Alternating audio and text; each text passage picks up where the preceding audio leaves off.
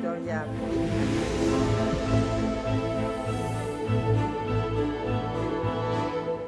le ciel européen. Jambo Yeager. À côté de lui, le très complexe Dr Stern, Mehrab Ninidze, puis à côté de lui, Kata Weber, la scénariste, et enfin, à côté de moi, fidèle entre les fidèles à Cannes. Son film Johanna a été présenté à Un certain regard en 2005. Delta en compétition en 2008 a obtenu le prix FIPRECI. Tenderson en compétition en 2010 et White Dog, il y a 2 ans, a obtenu le grand prix Un certain regard, Monsieur Cornel Monduzzo.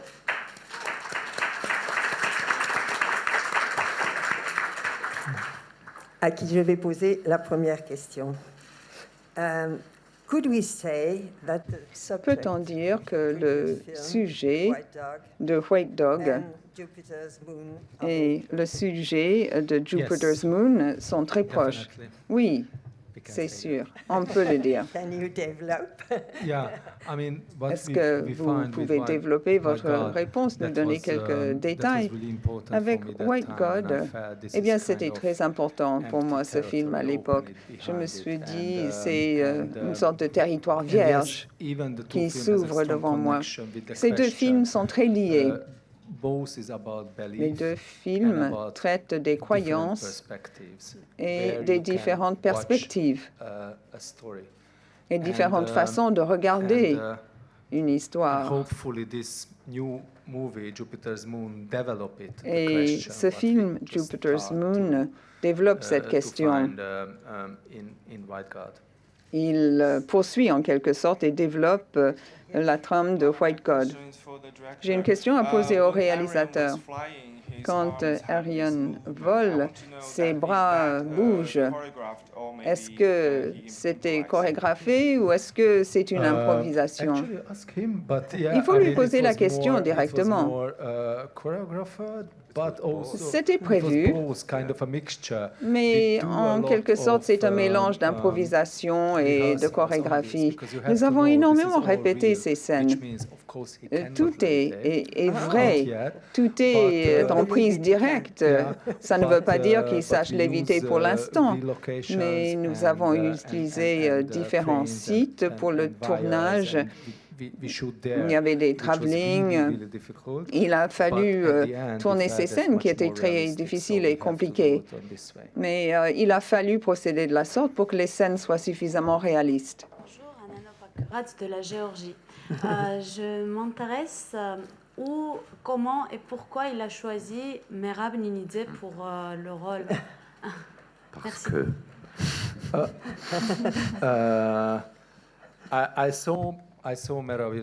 j'ai vu Mehrab dans un film russe, en fait, Paper Soldiers, et j'étais très émue. J'ai aimé son jeu d'acteur, donc je voulais absolument l'avoir. Il n'avait pas toujours dit oui lorsque je lui avais fait des propositions, et puis cette fois-ci, je lui ai donné le script et il a accepté. Ce qu'il fait comme acteur est unique. Son jeu d'acteur montre toute sa personnalité, son jeu d'acteur est de très haut niveau. C'est rare de conjuguer autant de talent. J'étais ravie de travailler avec lui sur ce film. On pourrait peut-être poser la question à Mehrab. Pourquoi est-ce que cette fois-ci, vous avez dit oui? Parce qu'il m'a tellement embêté, il ne me laissait pas un instant. Il fallait que je dise oui. C'est une très belle histoire. En plus, le scénario a pris plusieurs années. Et merci de ne pas avoir renoncé malgré mes refus. Je pense que j'avais refusé parce que j'avais peur. Il est très exigeant en tant que réalisateur. Il a fallu que j'apprenne l'hongrois. J'avais peur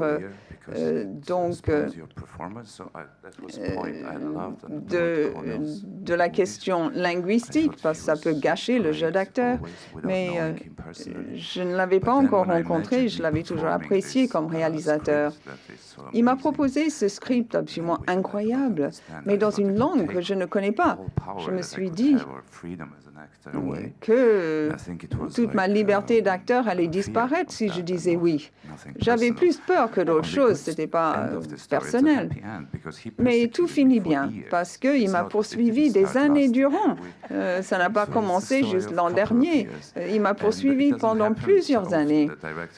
Il est rare qu'un réalisateur vous voit dans un film et vous garde en tête pendant des années. Et c'était son cas, et je le remercie.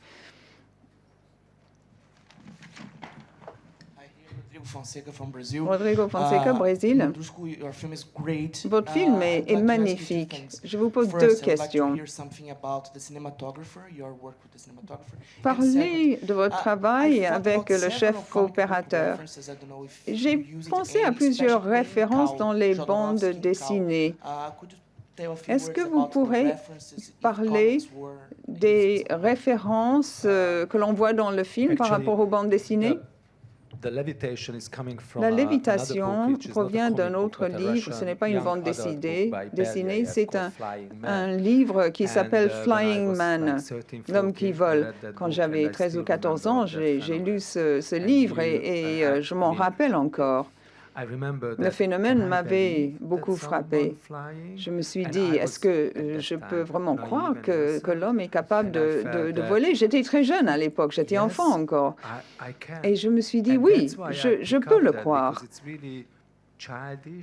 C'est peut-être un petit peu enfantin. C'est un jeu de penser que quelqu'un puisse voler.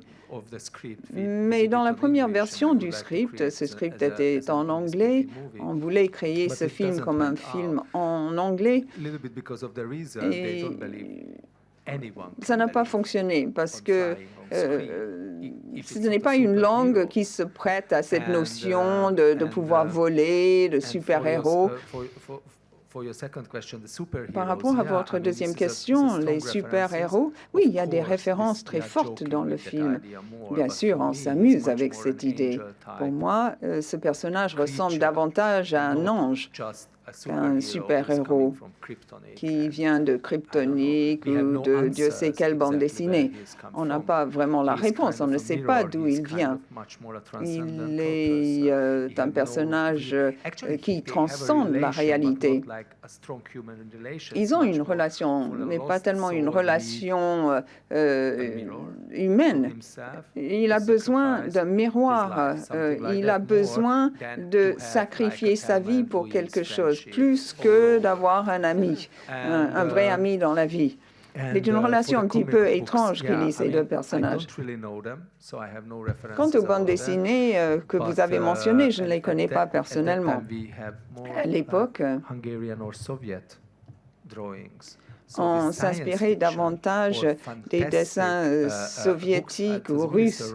On avait des livres russes fantastiques. À l'époque du communisme, c'était une grande liberté pour les écrivains parce qu'on ne pouvait critiquer ces livres fantastiques. La science-fiction permettait de raconter des choses très importantes, très sérieuses, très graves, sous guise justement de fiction. Nous avons donc beaucoup travaillé pour trouver le bon niveau de langage. C'est pas évident de montrer quelque chose qu'on n'a jamais vu.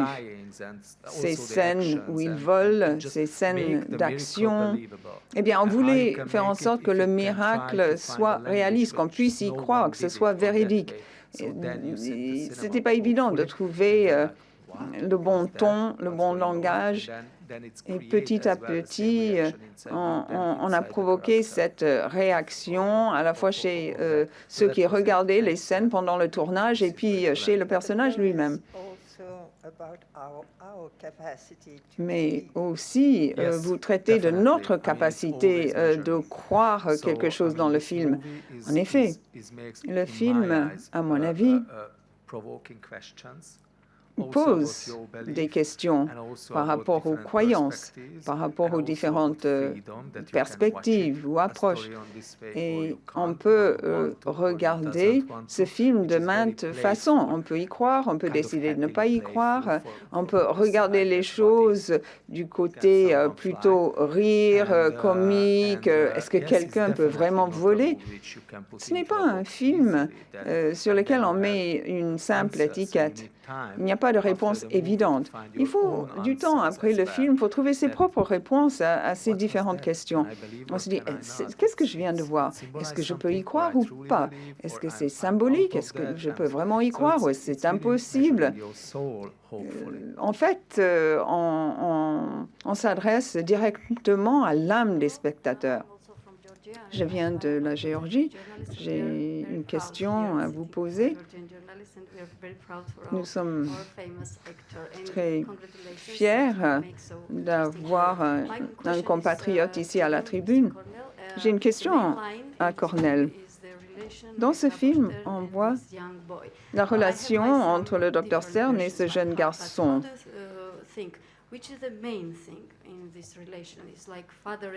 Est-ce que vous pensez que c'est une relation père-fils ou est-ce que le Dr Stern cherche simplement à gagner de l'argent grâce au jeune homme? À mon avis, et comme j'ai dit, c'est une âme perdue. Il est aveugle. Et puis, cette âme perdue commence à voir de nouveau. Il retrouve la vision des choses. Il commence à aimer quelqu'un. Et c'est ça, notre objectif dans la vie. On est prêt à changer notre vie par amour. C'est touchant. Et c'est le message profond du film. Le chaos règne aussi en Europe, mais on peut transcender cette situation, retrouver certaines croyances représentées par le fait de voler. Tout change, tout bouge. Tout vous arrive en pleine figure, ça n'arrête jamais. Ces images, parfois, il faut lever les yeux et voir ce qui se passe au-dessus, dans le ciel. Et c'est ça que j'ai ressenti. C'est ça la réalité dans mon pays. Il y a tous ces contrastes. En Europe aussi, on ressent bien cette tension très importante. On a souhaité dans le film recréer cette tension, cette pression, même à l'intérieur du personnage, qui se sacrifie à la fin. Sa relation, c'est ce que vous voyez à l'écran. Pour moi, Ariane, c'est un ange. Pour d'autres, ils le voient simplement comme un réfugié. Mais il est les deux choses en même temps. En même temps, ils n'ont pas une véritable relation. Lui, le Dr Stern, il s'adresse à Ariane, il est comme un miroir, une glace. Oui, bien sûr, on pourrait parler d'amitié entre les deux personnages, mais en fait, Ariane, il est peut-être plutôt un ange.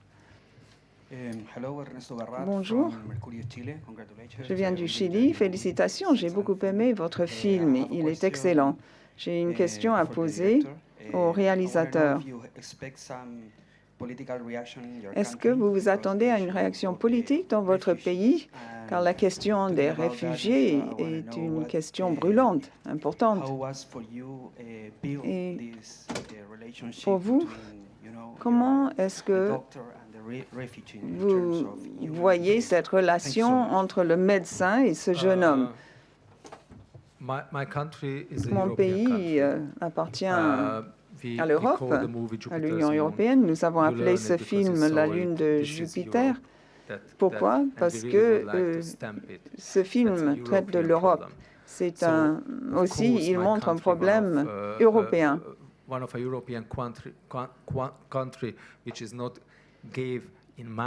À mon avis, nous n'avons pas apporté la meilleure réponse aux problèmes que rencontre l'Europe à l'heure actuelle. On commet beaucoup d'erreurs, il y a beaucoup d'hystérie, beaucoup de folie, alors que les gens cherchent désespérément des réponses. Il y a les gouvernements qui jouent un rôle. Il est vrai, toutefois, que mon pays est un pays étrange, mais tout n'est pas en noir et blanc. Il y a des zones grises. Vous venez d'Amérique latine, vous savez très bien que le monde ne peut être perçu comme soit noir, soit blanc. Il y a toutes les nuances entre les deux. Quand je travaille à l'étranger, en Allemagne, en France, en Belgique, je me rends compte qu'il y a beaucoup de problèmes très similaires. Nous devons résoudre la crise ensemble.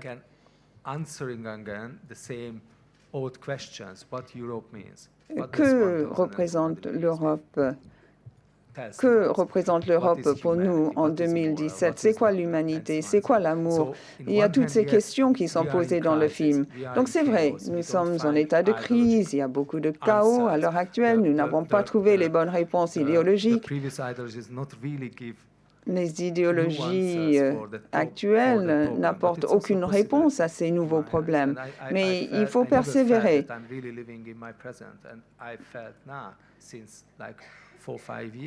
Depuis 4 ou 5 ans, j'ai l'impression que je vis au présent, que je suis responsable de mes propres décisions. Je voudrais vous demander comment Cornel Mondruzzo vous a décrit le personnage que vous alliez jouer et la possibilité que vous aviez de devenir un ange.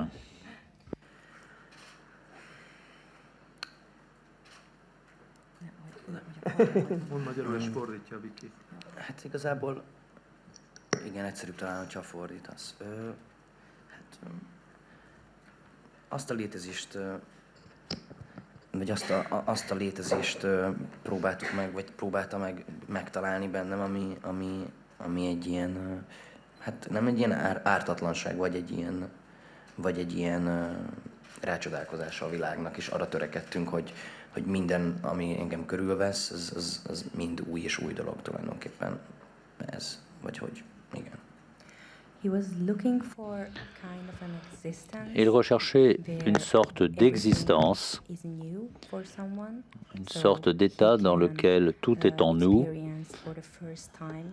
de façon à ce que l'on puisse faire l'expérience de différentes choses pour la première fois dès lors qu'il arrive dans un lieu donné.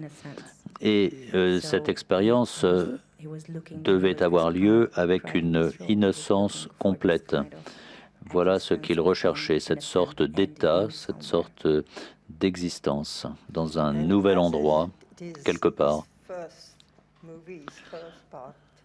Et c'est son premier rôle.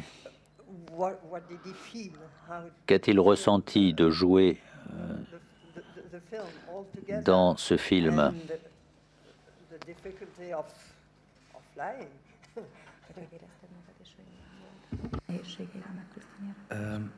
Hát itt most ha ketté lehet választani, akkor egyrészt van egy technikai nehézsége, és van egy olyan dolog is, ami pedig az a nehézség, hogy én haza tudtam menni esténként, amikor vége volt a forgatásnak, és ezt valószínű, hogy az a fiú, akit én játszom, ez nem tudja megtenni, ez eléggé nehéz volt.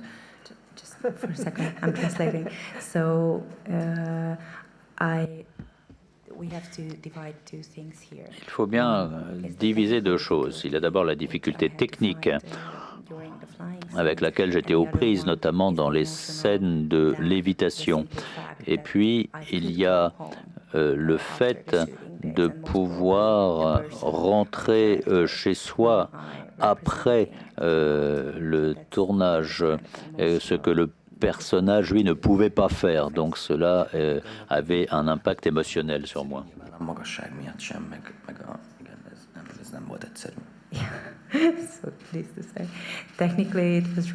Techniquement, ça n'a pas été facile de se trouver en l'air comme ça, en hauteur. Parfois, j'étais à 30-40 mètres d'altitude, ça faisait haut. C'était difficile.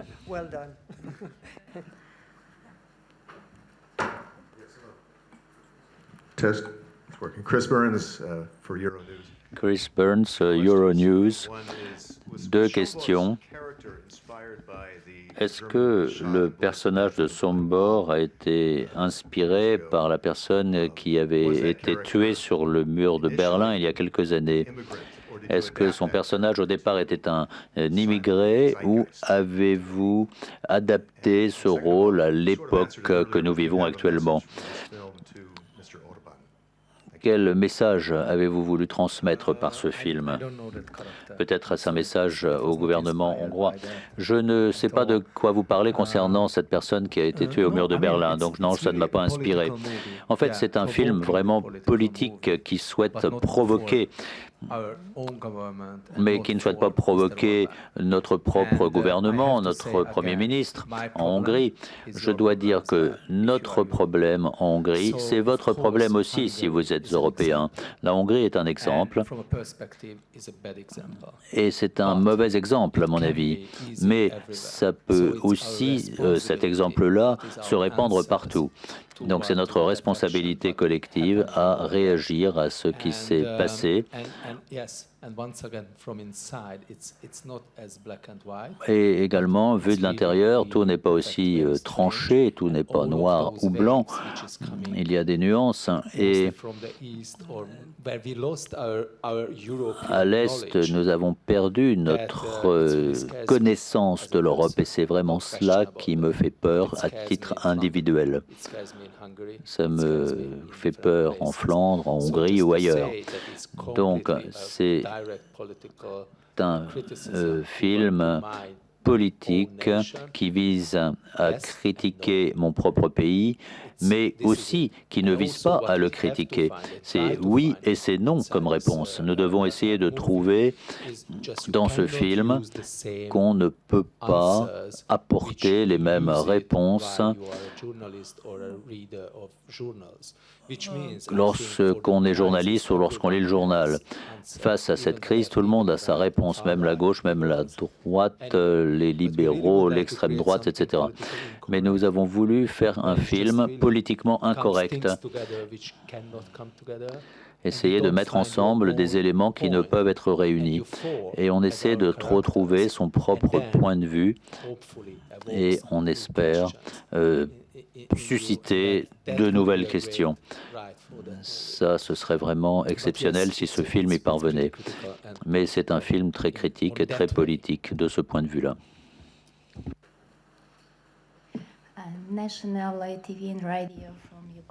Radio et télévision nationale en Ukraine.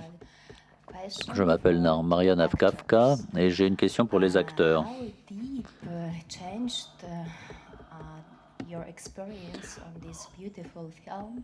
En quoi est-ce que vous avez changé de point de vue ou changé d'attitude vis-à-vis des immigrés en Europe à la suite de ce film?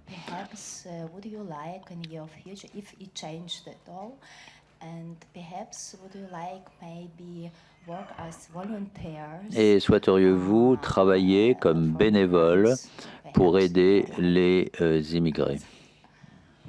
Merci.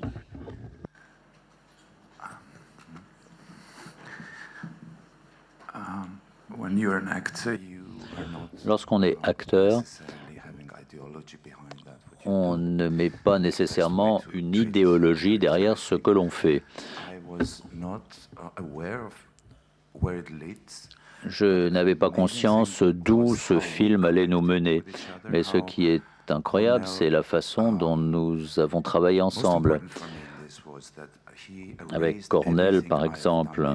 Cornel Mudrunzo a soulevé tous les points, m'a amené à remettre en question tout ce que je pensais jusqu'à présent. Il m'a, pour ainsi dire, comme vidé. Et j'ai pu à nouveau réfléchir aux événements en recommençant tout à zéro en tant qu'acteur et jouer comme si ce que je le faisais pour la première fois de ma vie. Pour moi, tout a consisté à m'ouvrir le cœur en tant qu'acteur et bien sûr, ça m'a influencé sur le plan humain car je ne sépare jamais mon travail des émotions personnelles ou de ce qui me tient à cœur dans cette vie. J'ai toujours essayé aussi de faire en sorte que mon avis personnel qui est dans le personnage ne soit pas visible par le spectateur. Donc pour moi, effectivement, c'était aussi un film politique. J'ai grandi en Union soviétique, donc je sais ce que cela veut dire d'être opprimé et d'essayer de rester un être humain au milieu de cette oppression. Ça a été une expérience remarquable de passer 4 à 5 mois ensemble. Et au final, ce qui nous reste ne se mesure pas, car c'est un trésor. C'est quelque chose qu'on garde en nous. Il y a des amitiés, on est comme un nouvel être humain, on est comme nettoyé, on regarde les choses avec un œil neuf.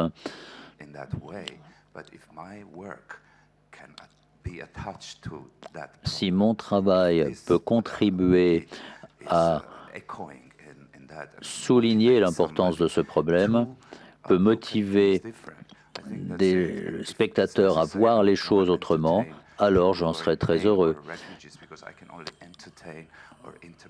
Là, je ne peux qu'interpréter quelque chose que d'autres peuvent voir à travers moi. Désolé, ma réponse a été trop longue.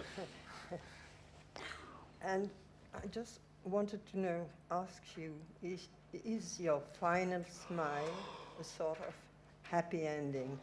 Est-ce que votre sourire à la fin du film est une sorte de happy end? On a tourné plusieurs jours pour ça, et ce qu'il y avait de plus intéressant, c'est que Cornel et Vicky étaient au moniteur et ils se disaient on ne veut pas tuer ce personnage. Et Cornel disait non, n'y pensons pas, maintenant tu dois mourir.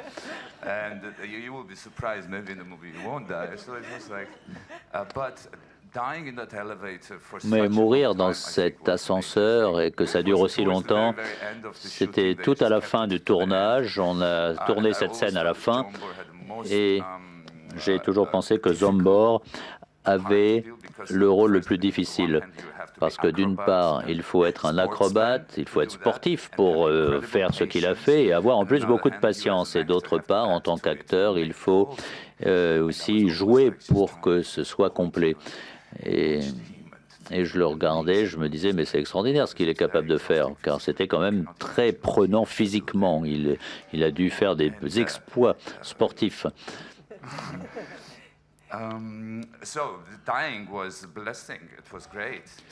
Donc, mourir, c'était une bénédiction. Pendant 3 jours, on est là, plein de sang, on pleure, on dit bon, au revoir à tout, bon, au revoir à la vie.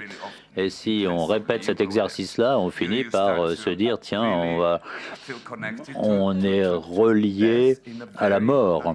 Et ce, d'une façon finalement agréable. Ça ne fait pas si peur que cela. Oui, mais ton sourire est une sorte de message. Je pense que Cornel insistait beaucoup pour qu'il y ait ce sourire. On ne voulait pas non plus que ce soit un sourire sentimental ou ridicule.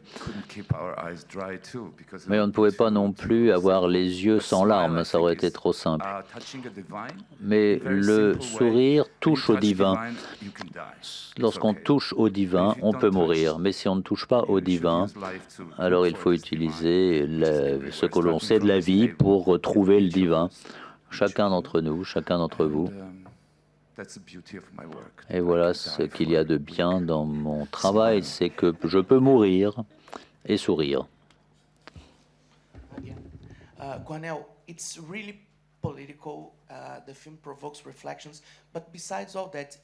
Cornel, c'est un film politique qui fait réfléchir, mais c'est aussi un film d'action. Pouvez-vous nous parler de la poursuite en voiture ? Ça ressemble à Fast and Furious. Non, j'ai pas le permis de conduire, moi, j'ai pas de permis de conduire. Pouvez-vous nous parler de cette scène d'action avec cette poursuite en voiture? Ça a été difficile. D'une part, l'idée dans cette scène était d'avoir une scène d'action. J'ai eu des scènes d'action dans mon film précédent également, avec les chiens, mais lorsqu'on utilise les chiens, tout est stéréotypé. C'est toujours les mêmes scènes avec les chiens. Mais là, on ne pouvait pas refaire les mêmes scènes. Donc, ça a été très difficile de trouver une forme artistique.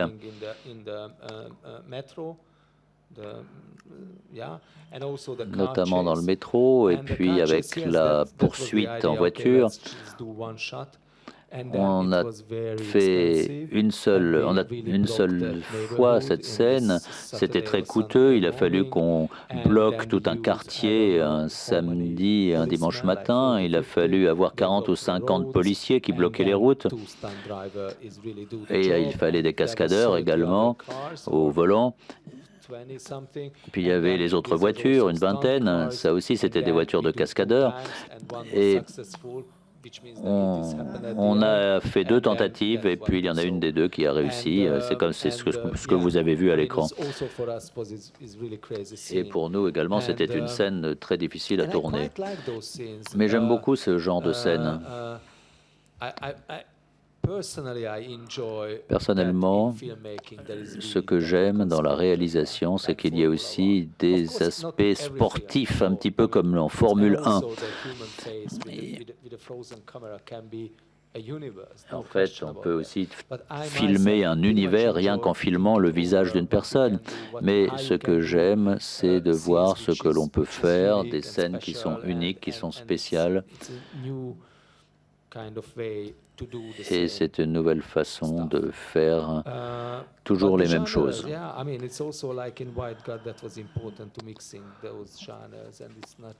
Mais dans White God, c'était aussi difficile à tourner.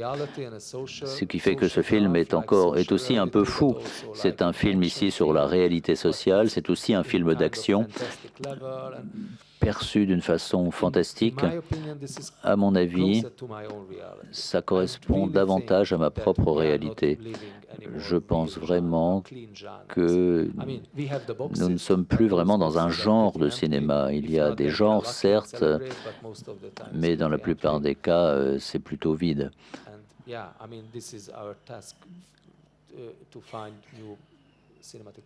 Et il faut essayer de trouver un nouveau langage cinématographique.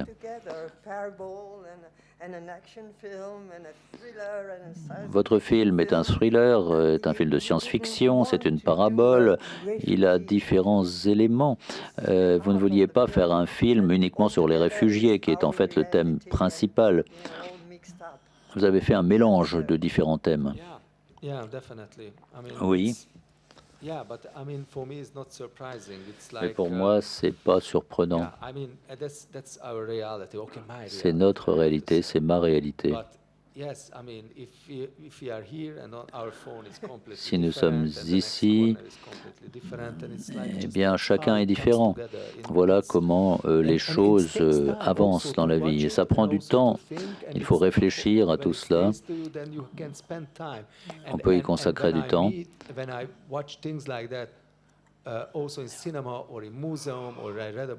Et lorsque je lis un livre ou lorsque je vois un film, il y a toujours une part d'inconnu. Moi, je suis toujours très heureux de consacrer du temps à la lecture ou à voir un film, car c'est un nouvel objet pour moi qui m'ouvre mon esprit, qui provoque des réactions, et ça, pour moi, c'est la liberté.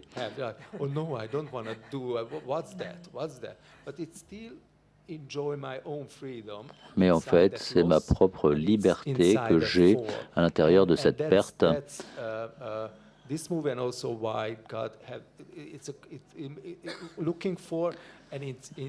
Et même chose pour White God. C'était en fait une sorte de connexion. Dans White God, les dieux ne sont pas forcément purs. On retrouve la notion d'étranger ici.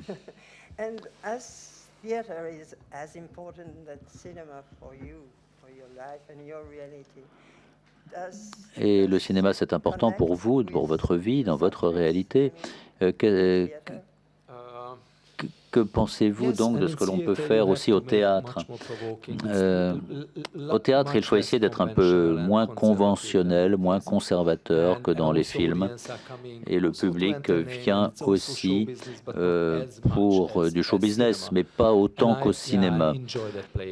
Et j'aime beaucoup travailler au théâtre. Mais pour être honnête, entre films, il faut bien trouver un emploi. Et je me suis trouvé aussi ce travail dans les théâtres. Je travaille aussi avec Kata au théâtre et au cinéma. Et donc, ce sont des thèmes que nous essayons de faire avancer, d'élaborer. Je pense que l'âme est assez grande pour aborder toutes ces formes d'art. No, excuse me. Over there. Hi again from Latin America. Question d'Amérique latine. I love the balance between fantasy. J'aime beaucoup l'équilibre entre l'imagination et le concret, le réel. Pourriez-vous nous parler un peu plus de la façon dont vous établissez un équilibre entre tout cela? Ce que vous avez fait est très risqué. Il eût été plus facile de faire un film à caractère social. Y ajouter l'imagination, c'est beaucoup plus complexe.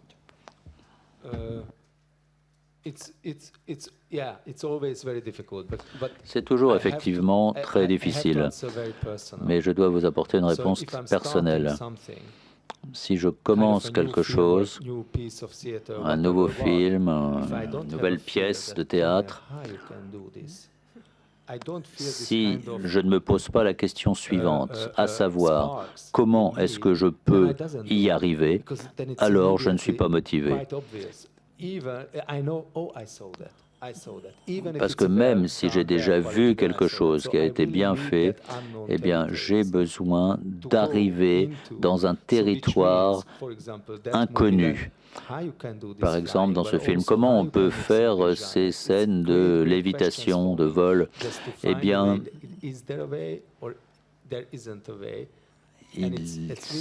c'est important pour moi de me poser ce genre de questions et d'arriver à comprendre la façon dont on peut réaliser cela. En tant que spectateur, c'est ce genre de choses-là que je recherche dans des films ou même dans un musée. Voilà ce que moi je recherche. Quel sera votre prochain projet? Nous avons deux projets. L'un, c'est un film américain intitulé Deeper. C'est un film en eau profonde avec Bradley Cooper. C'est un script un peu fou qui me plaît beaucoup. Ou alors, nous avons acquis les droits d'un livre russe de Vladimir Sorokin, intitulé Ice.